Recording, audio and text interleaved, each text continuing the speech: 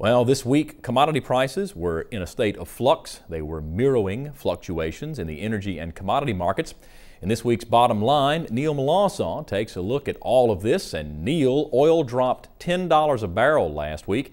And is this having any impact on commodity markets? Well, Mike, between Fannie Mae and President Bush reopening the Gulf to oil drilling, there has been a lot in the way of news of late, and the ag sector has kind of followed along with the stock markets, especially with oil.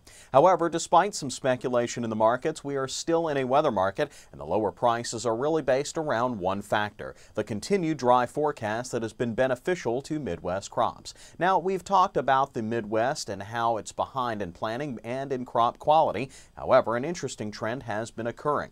If you look at previous years, you can see that crop quality goes up in June, and then as the dog days of summer hit in July, the crop takes a hit in quality.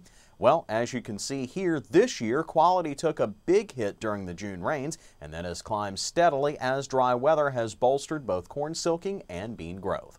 So what's the bottom line this week? Well, for the next 2 to 3 weeks, actually, we're going to be seeing weather that supports the growth of Midwest crops, and the prices will likely follow suit. USDA reports will kind of tweak this a bit, but the real key will be the actual yields come this fall. Corn silking is still way behind in the Midwest, so the July drop in quality may start to hit about mid-August. Further down the road, of course, in the late start and planting is looking more and more like the crops in the ground will face at least some frost damage in the fall. The yields then will be the bottom line. I'm Neil Melanson. Back to you in the studio, Mike. Thanks, Neil. And of course, to stay up to date with the latest commodity prices, you can listen to Neil's reports on the Louisiana Farm Bureau radio network. For a list of stations, you can visit twilatv.org. We'll tell you where to tune in.